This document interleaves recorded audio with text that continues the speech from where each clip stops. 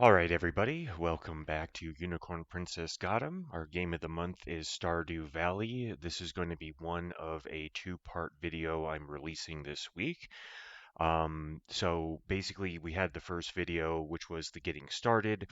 This is going to be where we are now and the goal of getting the farm where it's pretty much automatic, where you don't have to water it anymore.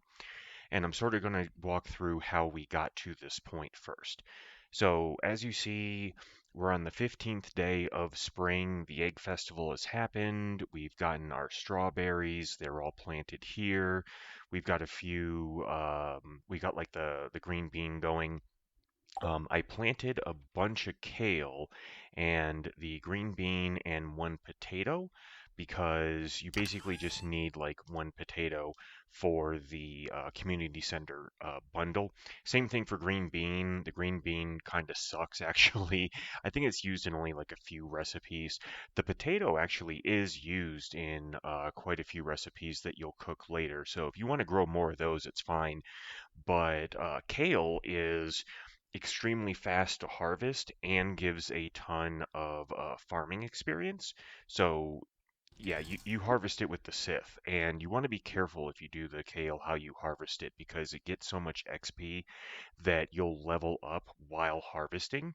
So you sort of want to cut it two or three at a time, not like a huge swath, because you'll get higher quality crops as your farming skill levels while you're doing the harvesting. So where we are is we have the steel axe, the steel pickaxe, the copper ring watering can, and the fiberglass rod still. The reason that we haven't gone for the steel watering can is that it's really not necessary. The copper one does three tiles, and since you're going to be getting quality sprinklers, you don't really need to keep investing. However, you definitely need to keep investing in the steel pickaxe and the steel axe because one, you're going to need a lot of wood and stone for the chicken coop and the barn, as well as some other things that you're going to be building, like the preserves jar. And I'll get back to that in a second because that's going to be part of our goal. The other thing is that the steel axe can cut the larger stumps like you see here. Actually, the copper axe can too. It just takes more hits. But also, it can do the really big ones like this thing here. And there's one of those to the south that's blocking the way to like the secret woods area, which is a good spot to go if you need hardwood because these stumps like this, they spawn there every single day. Plus, there's a few collectibles that you can only get from there. I kind of wanted to do this video on the 14th, which was Sunday, but today is the 15th because it's salmonberry season, and that's actually going to be really huge for what we're going to be doing for the next couple weeks here. So just to show where we at skill wise, this is where I kind of messed up. I should have focused foraging yesterday because you need rank 4 foraging for the salmon berries the bushes to give you 2. Salmon berries don't sell for much, but they are a extremely cheap and efficient source of energy. As you can see, we got farming all the way to 4 just by doing the about I would say it was about 60 kale that I planted. Was able to afford that with all the fishing that we did. Obviously, fishing is almost maxed. Um, the fishing we actually do want to get to 10, and that's going to be part of the daily routine that we're going to be doing going forward. The list, like the 9 cauliflowers, you actually get 9 cauliflower seeds for free once you turn in 5 artifacts at the museum.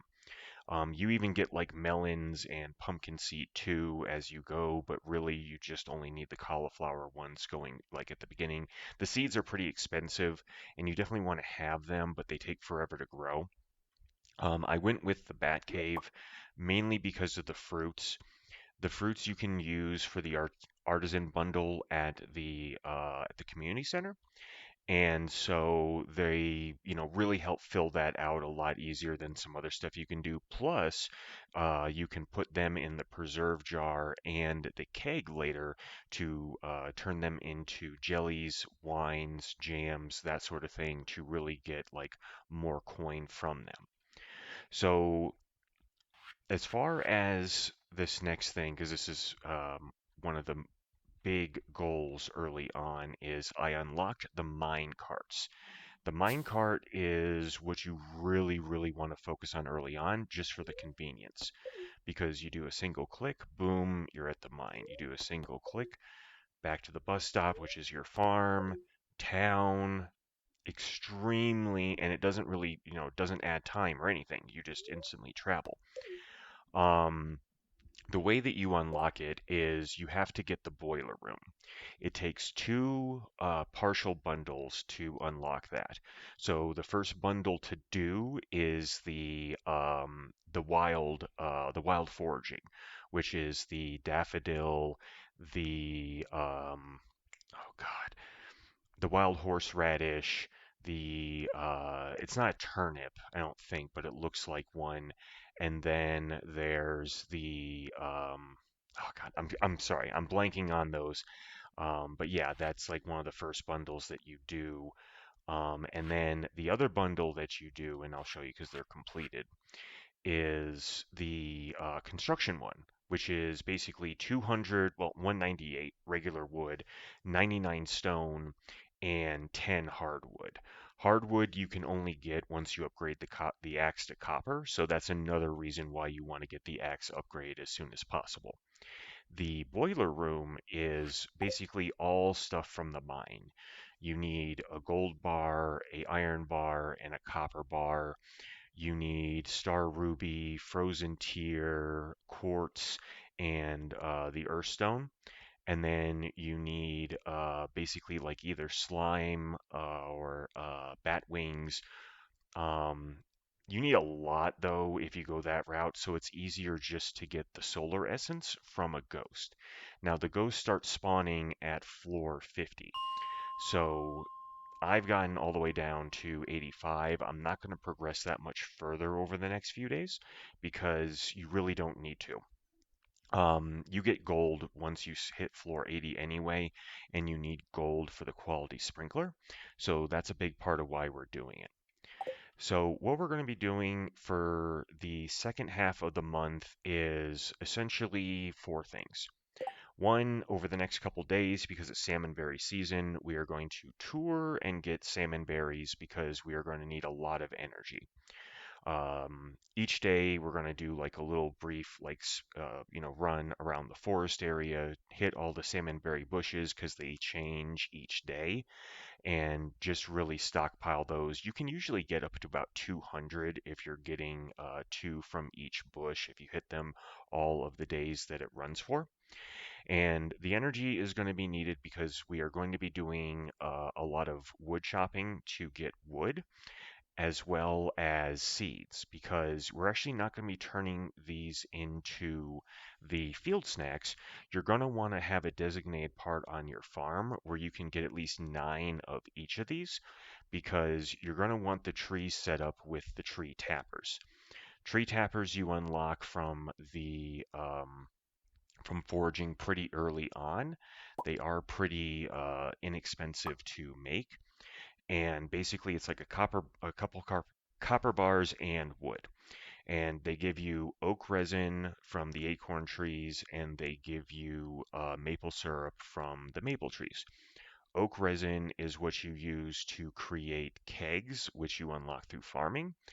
And maple is what you need for the bee house, which is a very excellent source of passive income, as well as you need honey for one of the bundles too. So that's another way of doing it. The preserves jar, though, is going to be where we're really going to want to focus early. Wood, stone, coal. Coal is kind of hard to get unless you've done the mine as far as where I am. There are dust sprites. Dust sprites are what we're going to be killing pretty much every day. Two reasons. One, the coal. Two, they drop coffee seeds. or coffee beans, but you plant the bean to get a coffee plant. Coffee plants take a little while to grow, but they give you a bunch of beans every single day once they're fully grown. And beans you turn into coffee, and coffee is like a movement bonus, and you can actually fuse it into espresso using the kegs, which is a movement bonus that lasts even longer. Which, since time is your enemy, moving fast, huge benefit. The easiest way to farm them is you just go to the corresponding floor and you use the elevator. Once you come back up to the surface, the elevator essentially resets. So going to floor 50 and then you just drop down here. Usually they put a rock there. You check if there's sprites. If there's not, then you leave. You can actually do it on the number 5 floors. So just going to like 55, come down. You can hear them. I don't hear them, so we'll go back up here. We'll do 65. There's the ghost. No sprites. Okay. And then we'll do 75. Again, no sprites. You leave. Go back. Repeat the process. See, there we go. There's a sprite. Didn't drop any coal. Oh, and another great thing about the sprites, once you kill, I think it's like 500 of them, you get a ring that causes monsters to double drop loot, which is really big for not only, farming the sprites further, but also when you unlock the desert area, there's a dungeon there. There's purple slimes that drop iridium, and it's one of the easiest sources of iridium, especially if that's what you're going for like the end game tools, as well as some other things.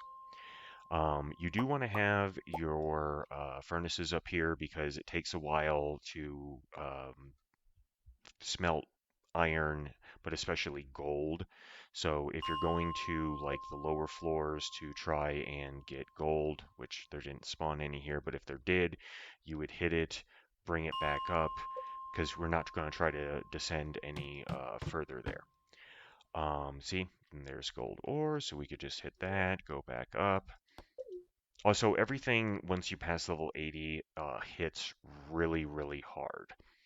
Um, so that is mainly the goal. So just to recap, we need wood, we need coal, and we need stone. Stone, super easy to get because you're doing the mine anyway. Wood, you have to hit trees. Mining and chopping trees both need energy, but since you'll have a ton of salmon berries, that's not a problem. And then the coal and the wood you turn into the preserve star, but also the wood and the stone you turn into the chicken coop and you turn it into the barn. So that is going to be another thing where we're going to be doing fishing. So just to take it back to fishing for a second, one of the great things about the mine where it's located and where you come out, there is one spot. As long as you've got your fishing high enough, I think it's level 7, you can cast to the spot. It's right there. This has like the highest uh, fish rate. Like, there's other places you can do it, but it's specifically this one spot that you can cast in. Like, none of these other spots here will do it, but it's specifically right here outside the mine, which makes the fast travel that much more important. So you can just like leave the mine and go straight to it.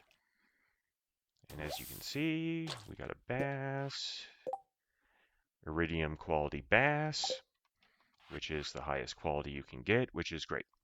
The other reason that we do the fishing, other than the obvious need for the coin, is that if you can get your fishing to rank 10 in spring only, the pond has the one of the legendary fish. It's actually called Legend for the mountain pond, and it sells anywhere from 5,000 to 15,000. You can only catch it once, but it is a huge amount of gold from a single catch.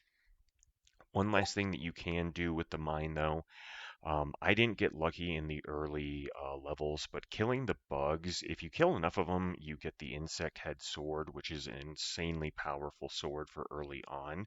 So any of like the bugs that you see, it is a good idea to like to try to kill them on your way down. But also, some of them have a chance to drop ancient seeds.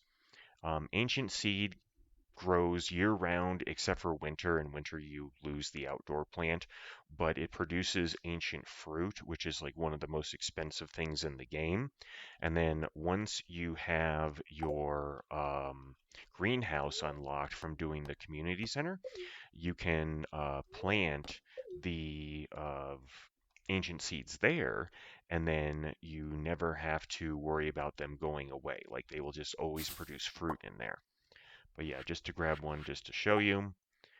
Yeah, 25 energy, not a lot, but still that's like 12 hits of an axe or 12 hits of a mining pick.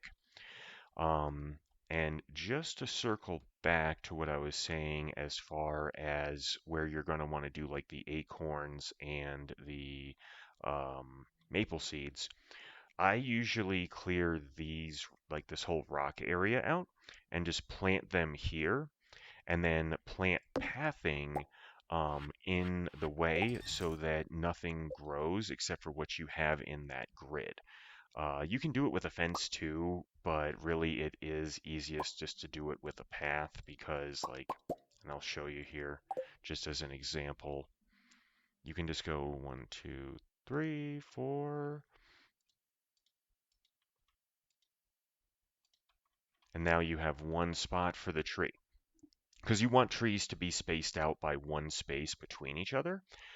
Fruit trees actually need more space, but we're not going to plant any outdoors. All fruit trees are going to be placed in the greenhouse. But yeah, just putting down the walkways prevents like the rocks, the wood logs, um, the weeds, all that stuff from spawning. So you've got like a nice area here that you can just use. Other than that, you're going to want to be on Fridays and Sundays going down to the vendor cart just to check to see if they have the red cabbage seed or the red cabbage itself, because you are going to need to get that for the quest, like for the community bundle to complete it. There is one other thing to craft. Yes, the glowstone ring. So this is a great ring. It increases your pickup radius, but it also provides a light source, which is super handy, especially in the mine. So as soon as you can craft this, I do recommend doing it. I haven't played around with the new bait makers, the worm bins. Like I am going to be making those. This takes 30 moss. I still have not found any moss on any trees. I don't know what's going on with that. Maybe they don't spawn in spring. I don't know. But yeah, so basically, once we've done all that, at the end of spring, we will have a chicken coop, a barn, and there will be quality sprinklers spaced out in this whole area. I'll have to destroy some of the crops that are there to make room, but it's worth it just to, save the time of spacing them out. If you want to space it out in advance, that is what's recommended to do, but I didn't do that. I'm a little bit lazy sometimes. But yeah, once you have all your sprinklers there, you just don't have to water anymore. Like you water the first day of summer, and then after that, they'll just water all the crops for you. So not only does that save you a ton of time, it saves you a ton of energy, and you can like double or triple the amount of farming that you're doing because you just don't have to bother with the watering. You don't even need to carry the watering can anymore. So that's why I was saying that we only upgrade it to copper. So yeah, so that is going to be the goal. In the second video, it'll be near the end of spring. We'll have the barn, the chicken coop, the sprinklers, a bunch right here, I believe, of the preserves jar, which we'll be putting the strawberries in to get more money from them. And, hopefully the farm looks a lot better than what it does right now because it is very, very cluttered still. Hope you found all this informative.